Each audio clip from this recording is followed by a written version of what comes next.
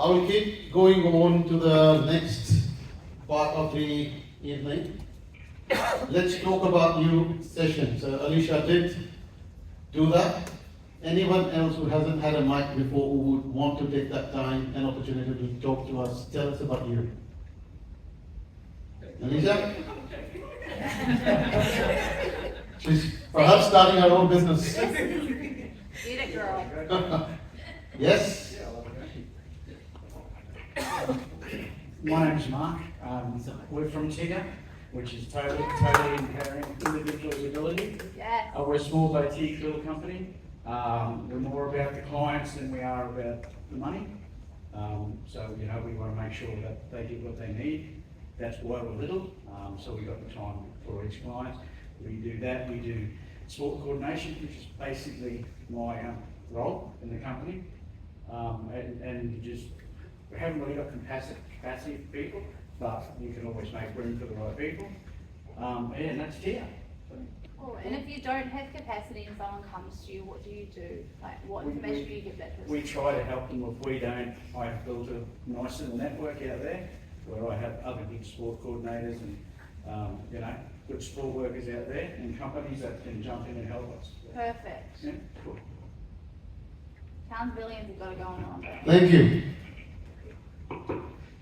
Anyone else who would like to take this time before this goes? Yes. Please come over here. I just don't want to go back to my camera to keep flipping it around. Yes. Thank you. My name is Mark. I'm a naturopath and a metaphysical counsellor, a NLP practitioner. I actually help businesses, so business owners, business managers, increase their productivity. I help with the subconscious mind. A lot of time when people go into business, they're in business for 2 to 5 years, and the business goes bust. Some of the reasons for that is because we can apply a conscious mind for about maybe 2 years, maximum about 5 years, and the subconscious mind then takes over and really restricts our success. So I help business owners bring their subconscious mind alongside, get it in alignment. It's been estimated by psychologists and counsellors that the subconscious mind controls about 90 to up to 95% of what we do. So if we don't get that in alignment with our conscious goals, it makes life very, very difficult. Thank you. Thank you. There was someone on this side as well. No? Come on, baby girl. You know I love you. Okay, my heart is racing. I didn't know you worked in this industry. We play soccer together. As you can tell, I'm very nervous. I get a little. But my name's Jessie, and I am an independent support coordinator. I've just hired my first staff member, Amanda, down the back there. Becoming a registered provider in the process. Have a lot coming up soon. Just provide a really small, personalised service. I like to know who each of my clients are. They know they can call me day and night, big or small, for a chat, crisis. They know I'm there. That's, I like to pick up the phone and be there for my clients. That's the service I run. I'm actually normally more confident than this, but not in a big crowd. We're also business planning forward. I've noticed a couple of gaps in the industry with certain things, so I'm actually developing a school leaver employment service program as well, just because, massive gap in that industry, I think, here in Townsville with success rates. But yes, hi, bye. Thank you. Talking about you, I believe all of you have felt in one way or the other that when you come in, you did not know what to say about you, but when you start talking about you, yes, you do want to share your story. You do want to tell somebody what you do, how do you do it. That is the way that I have grown in my business. That is the way I've seen anyone else grow in the business. Whether that is within the NDIS sector or whether that is anything anywhere else. You have to tell them what you do, you have to tell them what you can do and how you do it. Without that, if you don't reach out, it's not going to work. Do take that home for sure. As we go next, I do have an ask and share session. I'm here. I'm always happy to share my experience, my story. I'm missing your name. Mark. Mark helps out small to medium businesses from going bust in 5 years. I have a valid reason why they go bust is because they've got nothing new to do. They've got no new challenges. It happens to me too. If there's no new challenges, it gets monotonous, it gets boring, I lose interest. Which is why I keep developing something new. This area, healthcare sector, gives a new vision, a new area for you to learn about, a new area for you to grow into, expand into. It is amazing. Like I said before, I did set up Matters with Solutions to help out businesses, to share my story. Feel free to ask me about an experience, a question, a concern where you stuck with your business or servicing a particular participant. If I'm not able to answer, we've got Alicia with her experience. We got Rajat with the software solutions. We got Angela. We got a lot of the people among us today to answer your one burning question. What can it be? Matt, can I get your help? Don't throw me under the bus, I got nothing. No, just hand them the mic. Oh, that's all right, I can do that. All right, someone.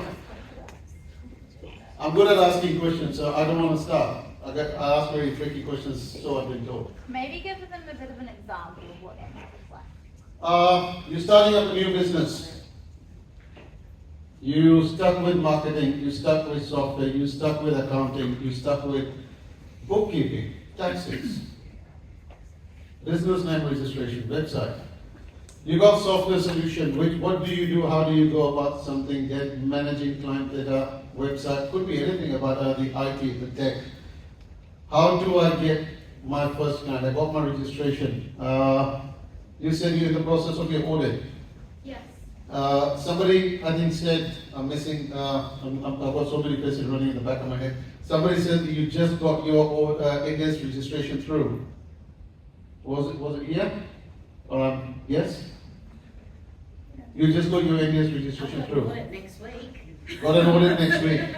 So, how many clients you have? I think about 15. 15 clients. You got audit next week. You ready for it? Yeah. I have Full four audit, clients. maintenance audit. Yeah, this will be my third audit. It's one is a full audit, then it's a maintenance audit, a full audit, a maintenance audit. Yeah. So either way, you fully prepared? As prepared as I can be. That smile tells me yes. You got a questions? She's local. Make a time appointment. How you can get through? I'm happy to help. I'm happy to help. I've got a good team in the back office. Happy to help the resources. I've created some resources that my audit consultants are very impressed with. They haven't seen any other provider to do it. So if you got a questions about audit, roles in NDIS, like what does a support coordinator do? Like, that was my first question, like what is a support coordinator? What's that? Not much now. According to the coordinator and a recovery coach.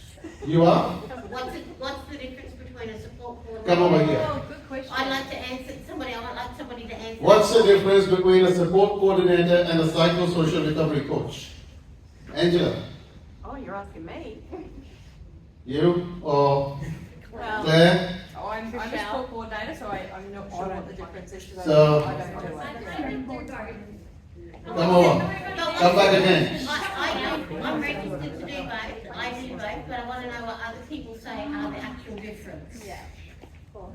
So much, but not much. Exactly. Wow, how did I get up here again? I think there's so much that's the same, but also so much that's very different in the roles. I deal a lot with mental health clients as well, so I deal with, I've got child safety kids, I've got elderly people with intellectual disabilities, I've got physical, but I do have a lot of mental health clients, and I think the major difference with that is just teaching them different techniques. Like, we can all learn to manage our own lives and organisation and budget and daily schedules and all the fun stuff, but I think with a lot of the clients it's the overwhelmedness. Like, we all get overwhelmed with life, and I think that's one of the big things that I try to reiterate with some of my clients is, I've got kids, I've got daily struggles, I've got soccer teams that I manage, all the rest of it, we all get overwhelmed, but with the psychosocial recovery coaching, it's a lot about teaching them the tools on how to deal with those stresses, I find, just helping them break down what's triggered that stress, and just different ways of coping with it. Just coming back to those basics, I had a client ring the other day, had decided to do something for the first time in a very long time, and it didn't go as planned, and we'd gone from being on the plateau of things going really well to, this is where our next step was, and it was just like she'd forgotten how to do everything, just the basics of breathing. It rang me upset. So just really having those, tools to sit down and self-reflect. I don't know, I feel like I'm waffling now. I think support coordination to me feels like life management, budgeting, that sort of thing. The psychosocial is just coming back to So is there ways to... different qualification required between them? I have a lot of lived-in experience with mental health. I'm actually at uni as well doing further studies just because I want to make sure I'm offering the best support to my clients.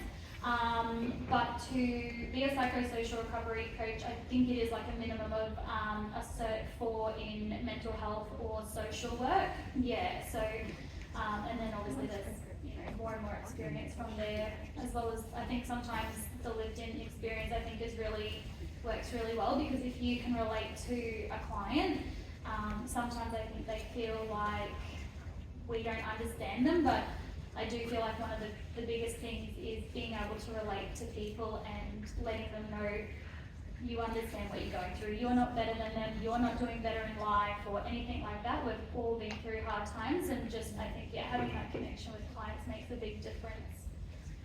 I don't know. Can I answer that as well? Yeah? Yes. So I just would like to add that there's a lot more case management in psychosocial recovery coaching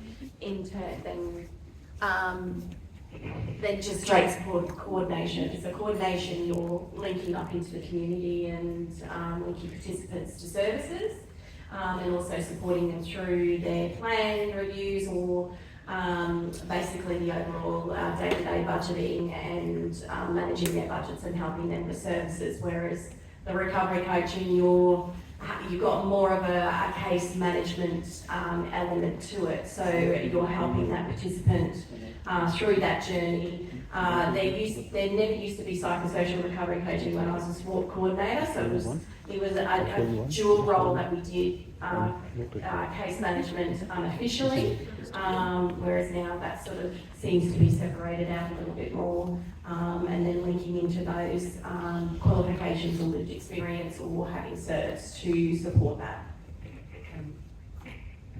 Sorry, to my, I guess I feel like grandma of support coordination here.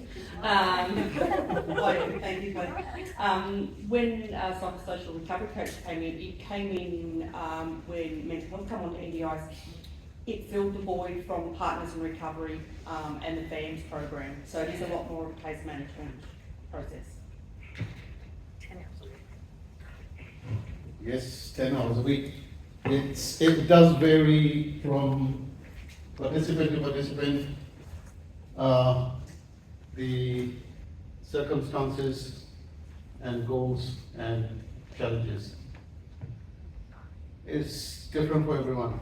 I was going through the ideas as well. Alicia said the healthcare life lessons.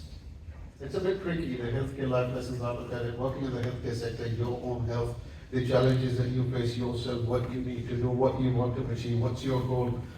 You all, I, Rajat, Alicia, everyone, we came here together in this room today with a certain goal of learning something. Getting something, taking something home from here today that we can implement in our business, in our service provision, or make a connection where we can refer somebody to look after the participant. We have a goal. Somebody else out there, a participant has a goal. How can we assist that participant to make their goals achievable?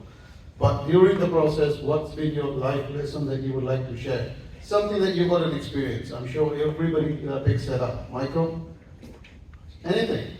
Anything? Anyone else on this side? A lot of people are talking on that side. I want somebody to take up. Come on. Give them a competition. I'll ask a question, though. Yes. At least the question is good. No, that's all right. No, this is a tough one. I really don't need a microphone. I'm very loud as it is. My name's Charmaine, and you're probably all wondering, okay, who's that really loud person that has no idea about this industry? So I work with Chris. We have Banfield Community Care. I had 17 years in general health. I got out of general health because healthcare is It's an industry that is in trouble. So I've been reading all about NDIS. So my background's business, and I have a business degree. So I am very interested in, let's just say, the financial side of things. So tonight, the thing that's been of interest to me is listening to people, understanding what people do. But I would really like to know people's concerns about these changes to NDIS. Concerns around funding. How do you use this funding to make sure you can maximise your participants' goals, their needs? Because from what I can gather, they're shrinking. It is shrinking. So your ability to provide is obviously going to become much more reliant on your ability to navigate the system. So I'm just really interested to know what other people are doing, what they're thinking, because it's like anything, you need to stay financially viable. And from what I can see, it's going to become increasingly difficult. There you go. You've got an answer for me. Yeah. I love this topic. I'll bring it back to you on the way I try to answer this.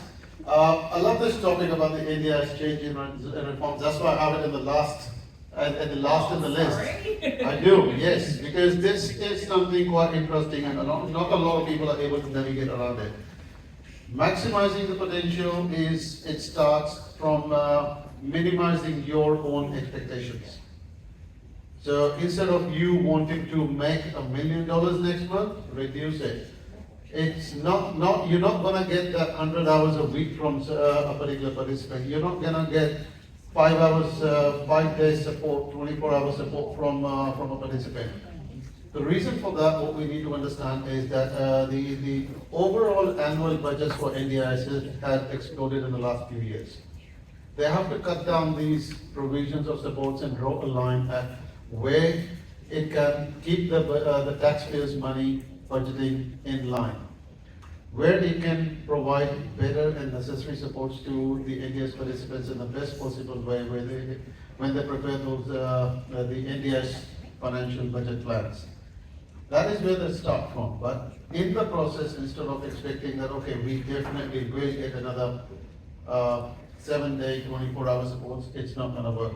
A lot of, I'm pretty sure the support coordinators, more talking support coordinators on this, and somebody in the back and any other support coordinators on my right hand side would agree that the SIL 24 hours, 7 days a week is gone. Yes? No. Or You need a really good OT to justify. Yeah. Yes. Yeah, no, Yes. Right, yeah, that's what it is. a really good OT, a really good report.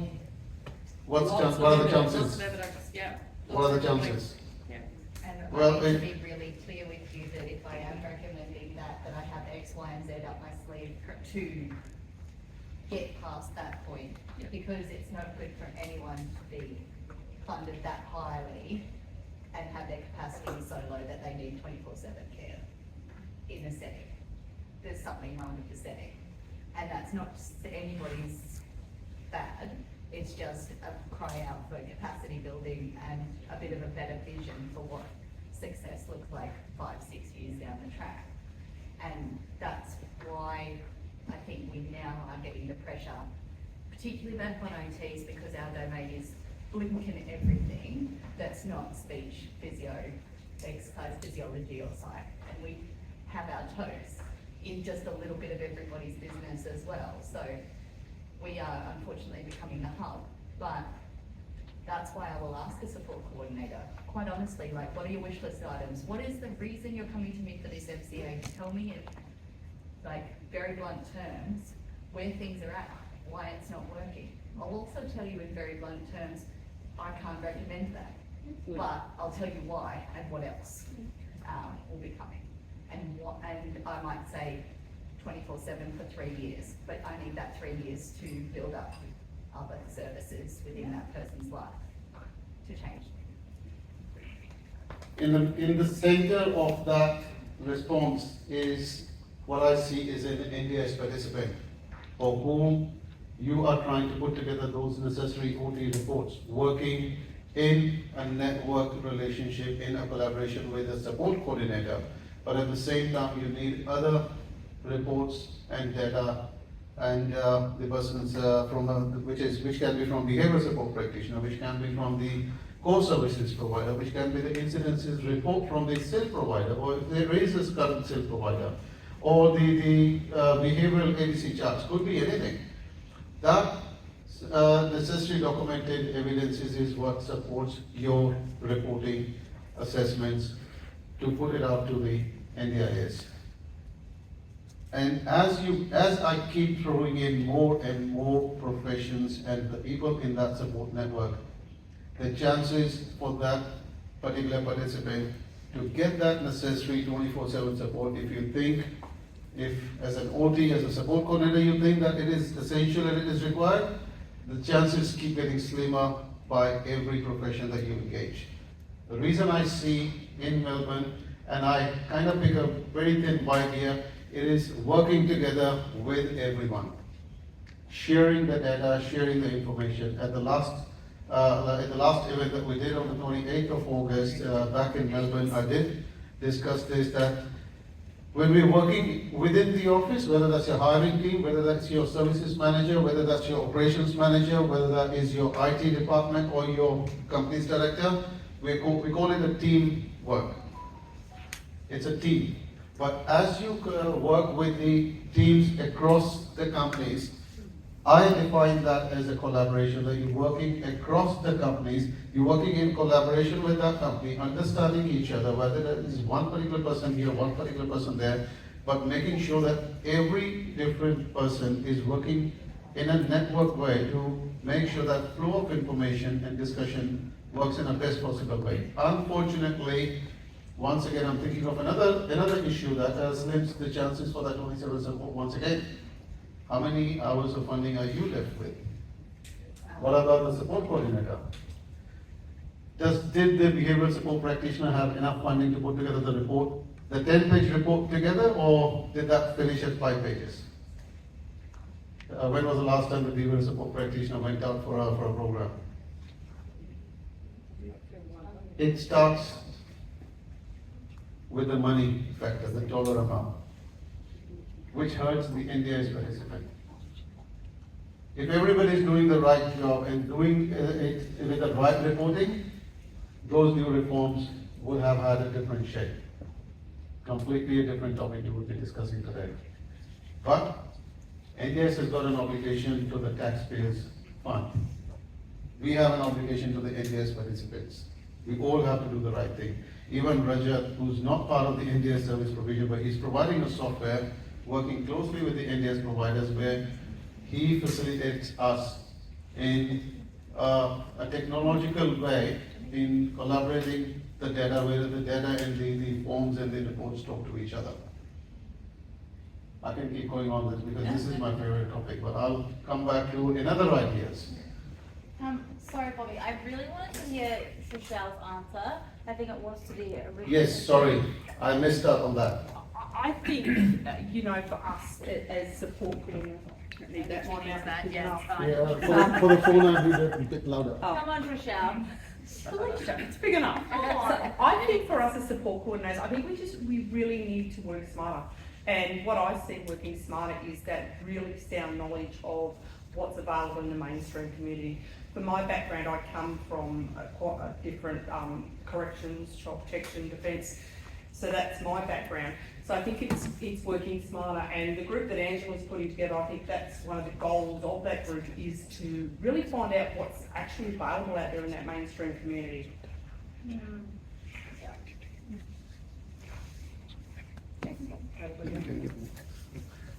Short, sweet. Thank you. She kept it. Did you keep it short because of the mic? Just straight to the point, mate. Rajat, it's an important thing for the NDIS providers to do the right services, do the things right. You've learned a lot of different things. Sorry, it's the screensaver's come up. But enjoy the view while you keep talking. What is it that the challenges you face? I keep throwing you different challenges at you anyway. So I love IT, I love the services, I love the way things have to work in an easy way. Not me, don't ask me that question, okay? I'll throw another one. But something that you want to understand from the providers about this services, something that you want to learn or an experience you want to share. We sometimes get, quite a lot of, because we provide customized software, so we can say that anything and everything is possible, but it has to be within the NDIS, compliant, and we try to do the business quite ethically. So we have got few customers who left us because they wanted us to do certain things, which we declined. Actually, that's the challenge we have, because then they come and tell us, oh, the other software in the market, we can do it. For example, they want to create, backdated ships. Why do any, provider needs to create a backdated ship? Ships are in progress, it's going on, and every day you are, claiming the money. Only thing, I can think of there is that they create a backdated ship just to get the money out of the participant's pocket. That's what, the challenge we face sometimes, and where I'm, staying right now, there is NDIS office next to it. So I was, talking to my team back in Melbourne that NDIS office is there. Shall I go there and talk to them? What is actually the legality there? Why do they need to have a backdated ships? Why do they need to delete the ships? Once the shift is done, sometimes we get, can you customize it? We don't want it. That shift has happened, that's fine, we paid it, we charged it, now I want to delete that shift. I want to delete the staff from there. Then we tell them we can't do it because we have to keep the record for the next 7 years. If anything happens or any police case or any legality, and when they come back to us, can we have the data from there? We have to have it. We can't delete the data from there. The data is there for some reason, and that's why NDIS wants to keep the data there for some reason, so that participant gets the adequate support. But we try as a software provider, we try to cut down on your admin times and saving time, so that as a service provider you have to do less and less work, and you can concentrate on providing a better support to participants. So that's the whole idea of we came out with customized solution. When we looked at the market, there were heaps of pain points, multiple, we have discussed all these things, multiple softwares being used, money was being drained out, lots of financial holes in their system, especially those who are not using any system. So we bring that system together so that all those challenges, what they are facing, that should be taken care of. And we are happy to listen to any pain points to any service provider, and happy to implement that solution for our software, and so that they can work the way they want to work. That's the challenge. We lost clients, we let them go because we don't want to do anything unethical, anything which is against the participants' funding. We want them to have adequate care and support. In the previous couple of weeks, I came across through one of the Facebook groups, one of the girl living in one of the southeastern suburb, Othangi, that's right down there next to. I think so. I think that is, if I'm not wrong, the story I read as well. Yes. Yeah. So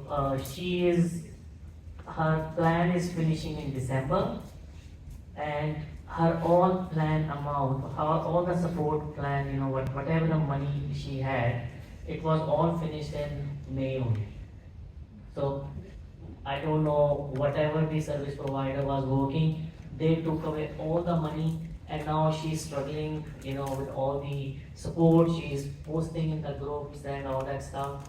And before meeting you, I connected, her with one of the client of mine. They are also doing quite ethical business, so they are looking into the plan, but NDIS hasn't approved any plan. It's 3 months down the track.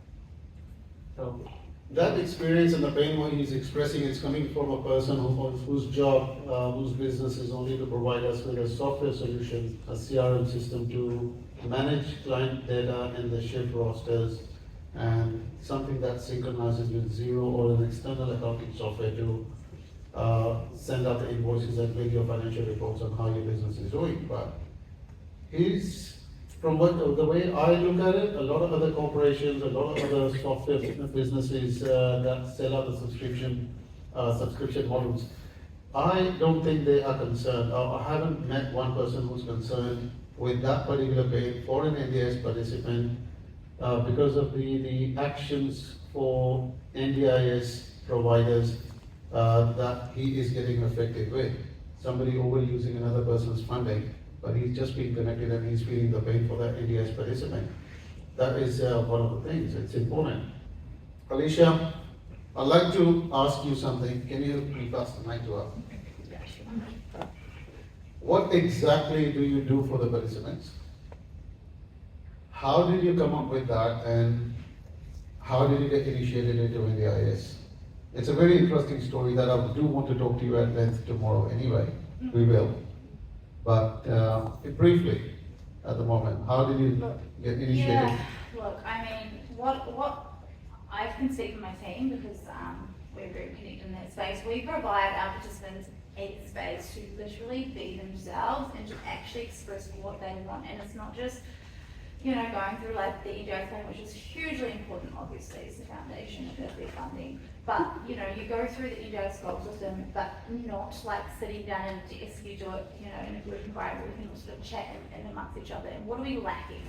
Or what can we bring to the table to help our people in our space? And most of the time, like one of the top 5 things we speak about is connection, money, sexuality, education, and how do we maintain, I guess, the scope of being up here, like with confidence and just continuously flowing it through life and not just dropping down and falling into bad habits. So that's what we've created. And I mean, to even invoice that is so hard. I have found it so hard to invoice my services and support, and I'm constantly fighting battles with you charge too much, or your ratios aren't correct, or you're promoting holidays. I'm not, but it appears that way because I guess I've done something outside the box. So that's been, that's what I've provided NDIS clients. It's been a challenge of mine as well. And how did I get into this space?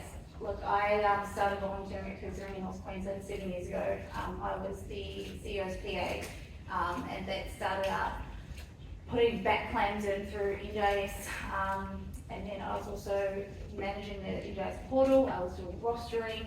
I kind of did a bit backseat, so I kind of started up here, and then I ended up just before I started my business out in the support field. So I was actually, I was a support worker for 2 years, and I've seen a gap in that space, and that gap was I wanted to take our guys up Carsonville, but the restrictions were just too much. You know, why can't I? Why can't they come walk with me? So yeah, that's how I sort of got into this today. So I'm to create something that I knew I would want to do as a human being.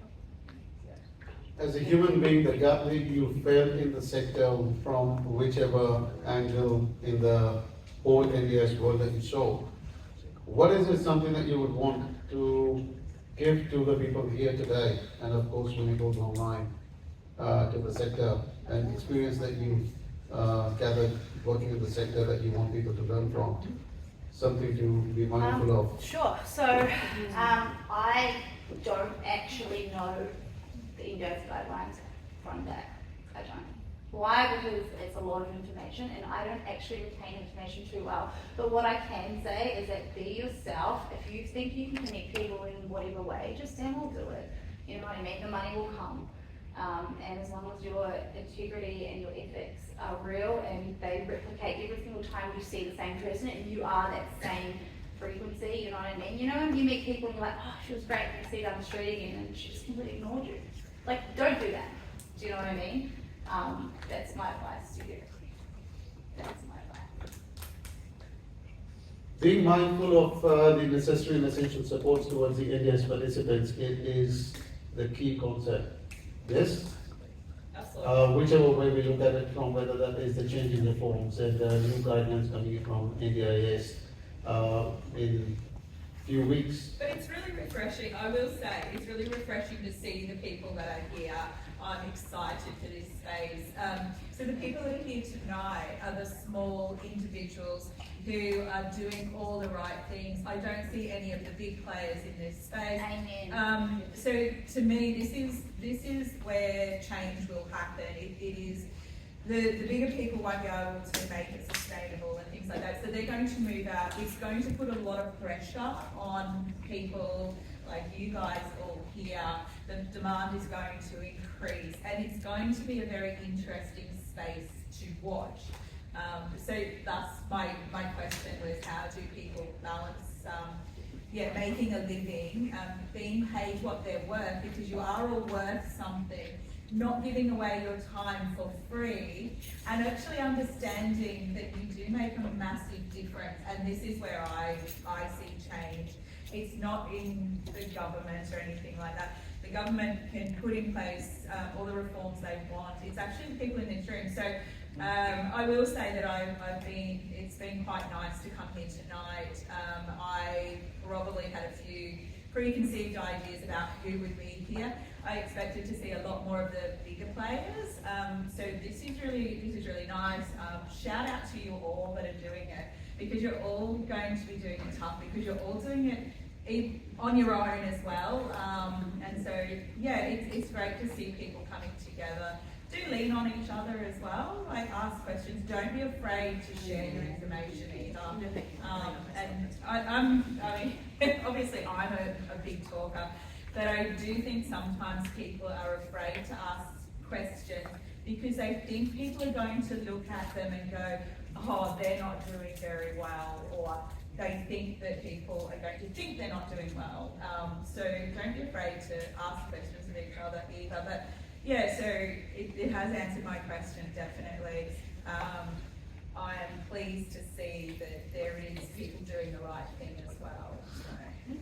Thank you. And I think both of us do come from the same perspective, and what you were expecting and what I'm trying to do, and the whole idea of building a network is the same what we learned years and years ago, depending on what sort of age group we are in. The simple phrase about one stick and a bunch of sticks. How do you say it? I don't know. So you can break one stick by itself, but you can't break a bunch of sticks. So bigger players can have different say, but if small players come together, they collaborate, they can't break us. It will be a bigger power that we can create. Rajat? Yeah, I think Bobby will agree with me. I have done quite a few events with him. This Townsville community is the most interactive community I have seen. Do you agree with me? Definitely. Isn't it? Most interactive community we have seen, you know. You were there in the Melbourne event as well. So we were asking them, ask the questions, discuss the things out, but no one was speaking out. Yeah. So See, it is about the openness. I'll come back to you, Angela, in a second. It is about the openness of wanting to learn something new. So we do get hesitant in different communities. We have, Alicia has created an amazing atmosphere here today at this place. Maybe it's a different gathering, maybe it's a different expectations, maybe it's a different learning experience that we have seen in the other few events. But definitely the idea of people here wanting to work together in a collaborative environment is amazing. And another thing I think where that is coming from is given the size of this place, Townsville, as compared to Melbourne, it is much more a close-knit community. And Melbourne is spread far and wide, which makes a lot of difference as well. So bringing people together in Melbourne can be a bigger goal for me, for sure. They know everything. Yeah. Well,